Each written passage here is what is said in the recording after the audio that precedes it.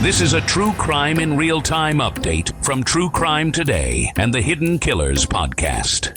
Bryan Kohberger was investigated for a home invasion eerily similar to the horrific crime he now stands accused of committing, the brutal murders of 4 University of Idaho students. The revelation, which emerged this week, has sent shockwaves through both the legal community and the public, raising profound questions about the odds of such coincidences and the investigative gaps that may have allowed a predator to escalate unchecked.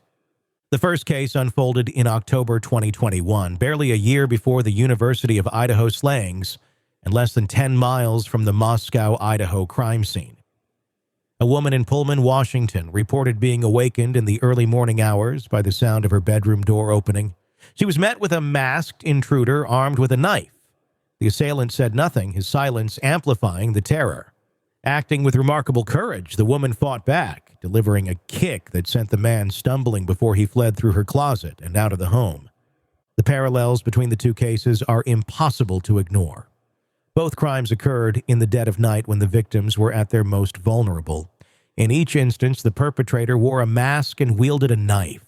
The silent, calculated manner in which the Pullman assailant moved through the home mirrors the modus operandi alleged in the Idaho murders.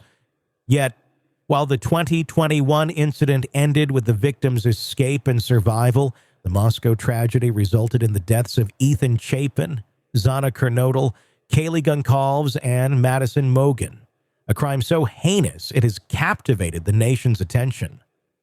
When Kohberger was arrested in December 2022, authorities began scrutinizing his past, seeking any signs of violent tendencies or precursors to the alleged killings. Their investigation led them to revisit the Pullman home invasion. Kohberger was named a person of interest, but law enforcement ultimately cleared him. According to police, his height did not match the victim's description of the intruder, and he had not yet enrolled at Washington State University at the time of the attack. We have no reason or evidence to believe he was involved in this burglary at this time, Pullman police told ABC News. Still, the lingering questions remain. How rare is it for someone to be linked even tangentially to 2 such similar crimes? Is it a coincidence, or does it suggest a pattern that went unnoticed? The odds, as some experts suggest, strain credulity. For Kohberger's defense team, the Pullman case represents both a challenge and an opportunity. On the one hand, the unresolved nature of the 2021 break-in could bolster their argument that another individual with a similar modus operandi may be responsible for the Idaho murders. On the other hand, the eerie similarities between the 2 incidents could make it harder for jurors to ignore the implication of a connection. Adding to the complexity is the timing of the revelations. The Pullman incident had largely faded from public memory until body camera footage from the 2021 investigation surfaced. In it, the victim recounts the chilling encounter with clarity. I heard my door open and I looked over and someone was wearing a ski mask and had a knife. I kicked the ass's tea out of their stomach and screamed super loud, and they flew back into my closet and then ran out my door and up the stairs. Her statement paints a picture of a terrifying but brief encounter, one that underscores her sheer will to survive. In Moscow, however, the outcome was tragically different.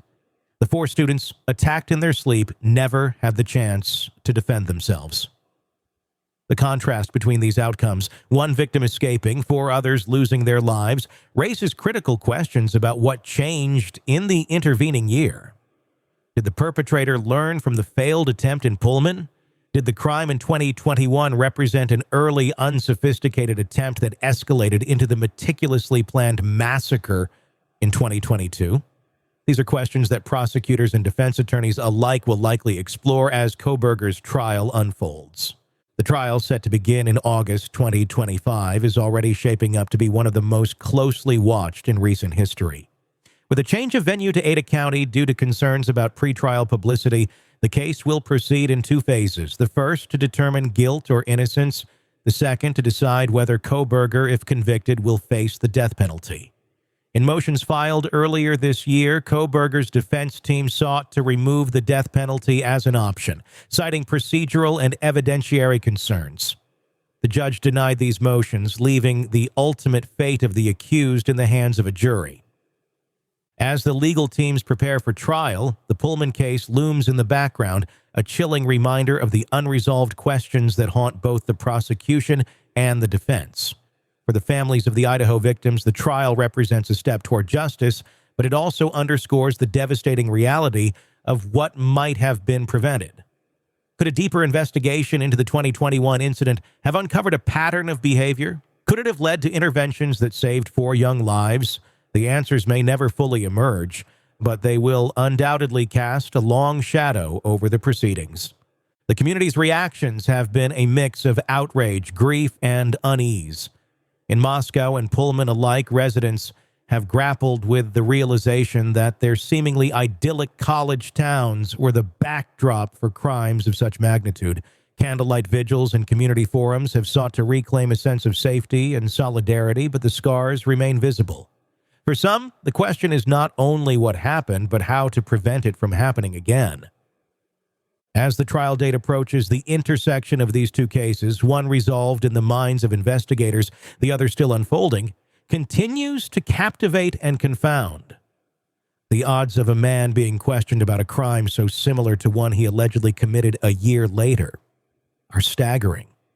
Whether coincidence or something more sinister, the eerie similarities serve as a stark reminder of the complexities that define the search for justice. In a world where the darkest secrets lie just beneath the surface, They said it was an accident, but the evidence says otherwise. where hidden killers roam unnoticed in the shadows. I think you would definitely be looking at a blend of toxic, very bad narcissistic personality traits, and they will be vengeful and possibly resort to violence. Join Tony Bruschi as he uncovers the truth behind the most chilling cases. They said it was an accident, but the evidence clearly says otherwise. Each episode, we dig deep into the minds of those who commit the unthinkable. To your point on narcissism, he thinks in his own mind how witty he is. Yeah. But he lost that jury. I was done with him in 2 minutes. From unsolved mysteries to infamous crimes. Geez, you've just talked about how you've taught yourself how to do everything under the sun.